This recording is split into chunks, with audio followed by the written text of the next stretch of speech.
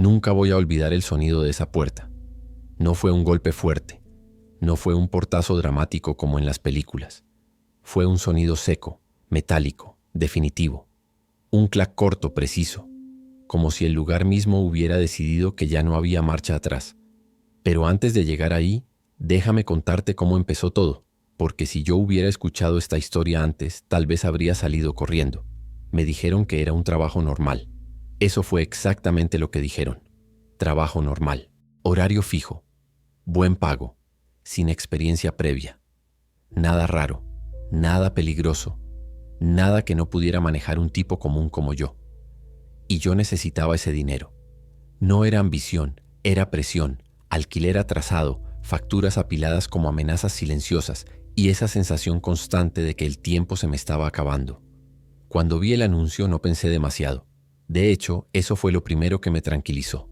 No parecía algo que requiriera pensar mucho. Entrevista rápida, lugar discreto, vestimenta sencilla, puntualidad absoluta. La entrevista duró menos de 10 minutos. El tipo que me habló no levantó la voz ni una sola vez. No sonrió demasiado tampoco. Me miró como se mira a alguien que ya está decidido, no como alguien que necesita convencerte. Me preguntó si sabía seguir instrucciones.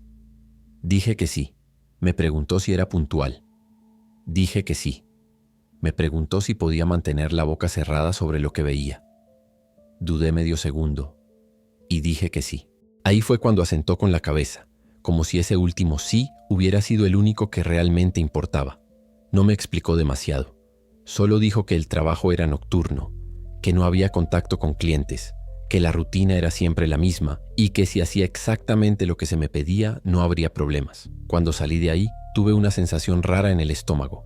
No miedo todavía, más bien una incomodidad leve, como cuando aceptas una invitación y después, camino a casa, te preguntas por qué lo hiciste.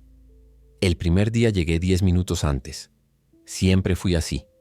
El edificio estaba en una zona industrial, de esas donde las calles parecen olvidadas incluso por el ruido. Nada de carteles grandes, nada de ventanas iluminadas. Solo una fachada gris y una puerta sin letreros. Toqué el timbre. La puerta se abrió sola. Eso debería haber sido la primera señal clara, pero en ese momento solo pensé que era moderno, automático, práctico. Adentro olía a limpio, demasiado limpio. No era el olor de desinfectante común, era algo más neutro, casi sin aroma, como si el aire hubiera sido filtrado varias veces antes de dejarme respirarlo. Un pasillo largo, paredes blancas, piso liso, sin cuadros, sin relojes, sin ventanas. Avancé porque no había otra opción. Cada paso resonaba un poco más de lo normal, como si el lugar estuviera diseñado para que te escuches a ti mismo. Al final del pasillo había otra puerta. Esta vez una persona me esperaba. No me dio la mano. No dijo bienvenido. Solo me pidió el documento. Lo revisó sin apuro y me devolvió una tarjeta con mi nombre impreso. Sin apellido. Solo el nombre. Aquí no lo vas a necesitar, dijo. Guárdalo. Me explicó las reglas como quien lee una lista de supermercado. Sin emoción, sin énfasis, no hacer preguntas innecesarias, no entrar en salas no asignadas, no retirarse del puesto sin aviso, no usar el celular, no hablar de lo que ocurre aquí, ni siquiera después de dejar el trabajo. Cuando terminó, me miró fijo y dijo algo que todavía me zumba en la cabeza. Si en algún momento sentís que esto no es para vos, no pasa nada, pero una vez que cruzas la puerta interna, el turno se termina completo. No entendí del todo esa frase, pero asentí igual. Siempre fui bueno asintiendo cuando no quiero parecer nervioso. Me asignaron una sala pequeña. Una mesa, una silla, una pantalla apagada y una luz blanca en el techo que no parpadeaba nunca.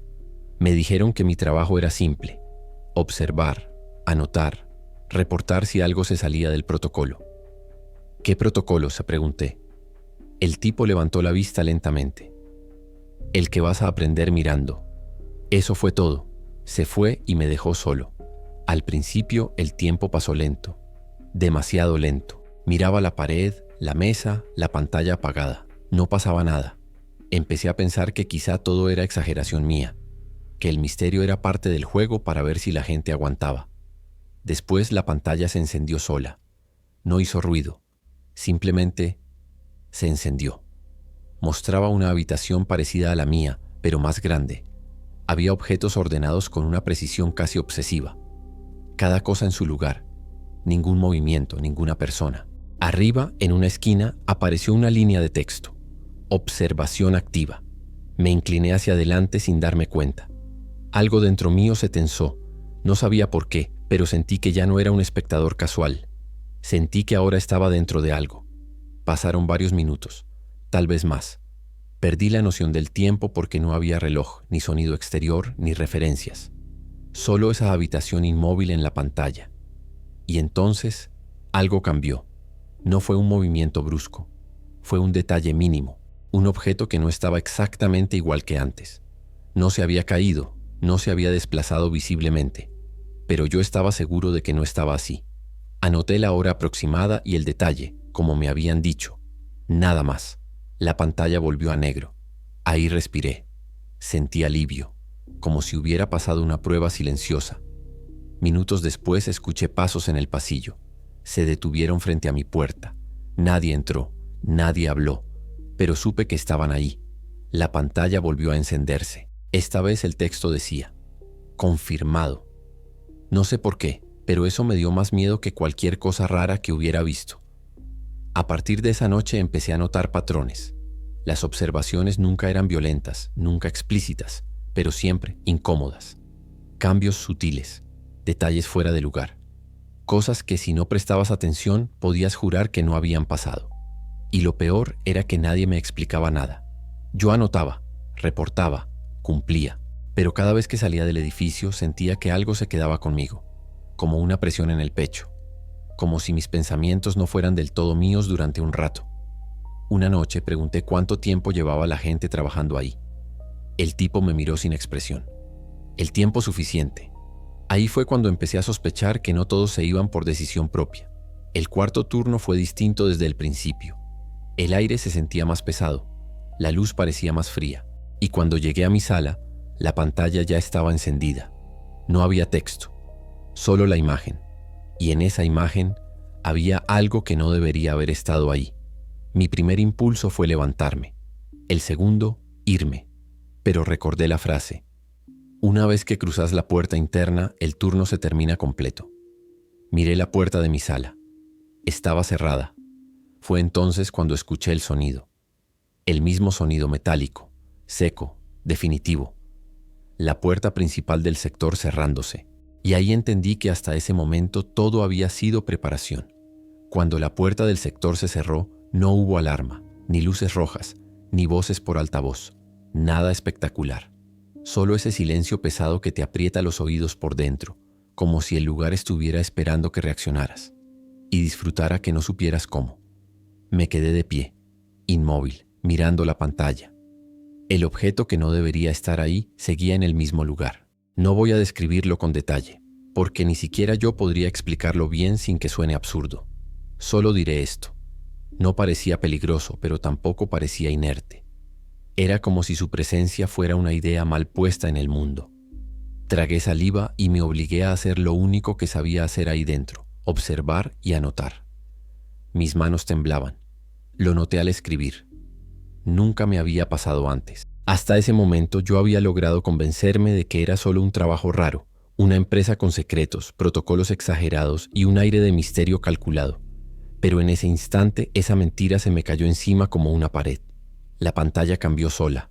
La imagen se acercó como si alguien hubiera ajustado el zoom desde otro lugar. Pude ver mejor el detalle que antes me había inquietado. Y ahí fue cuando me di cuenta de algo que me heló la sangre. No era nuevo. Había estado ahí desde antes. Yo simplemente no lo había visto. Eso fue lo que más me asustó.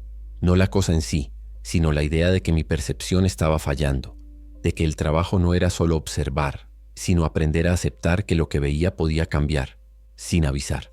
Un mensaje apareció en la esquina de la pantalla. No intervengas. No había intervenido nunca. No sabía ni cómo hacerlo. Pero el simple hecho de que me lo aclararan en ese momento me hizo sentir observado de una forma distinta. Ya no era un empleado siguiendo reglas. Era parte de un experimento que no necesitaba explicarme nada. Respiré hondo, conté mentalmente. Intenté calmarme como había hecho otras veces en situaciones difíciles. Me dije que solo faltaban unas horas para que terminara el turno, que después saldría, cobraría y decidiría si volvía o no. Mentira. Yo ya sabía que no iba a ser tan simple. La imagen volvió a cambiar. Ahora mostraba otra sala, más grande, más profunda. La cámara estaba más baja, como si mirara desde la altura de una persona sentada. No había nadie visible, pero la sensación de presencia era insoportable. Era como entrar en una habitación después de una discusión y notar que el aire todavía está cargado. Anoté lo que veía, aunque ya no estaba seguro de qué significaba ver en ese lugar. Pasó algo más, algo mínimo. Un parpadeo, un desfase de un segundo. La imagen se desincronizó y volvió. En ese microsegundo juraría que la sala estaba distinta, no cambiada, distinta, como si hubiera sido reemplazada por una versión casi idéntica, pero no exactamente la misma. Cuando levanté la vista, alguien estaba parado frente a la puerta de mi sala, del otro lado del vidrio. No había notado que se hubiera acercado. Era el mismo tipo de siempre, el de la entrevista. Su expresión no era seria ni amable, era neutra, casi ausente. Me señaló la pantalla y luego hizo un gesto corto con la mano, como diciendo seguí. Quise preguntarle qué estaba pasando. De verdad quise.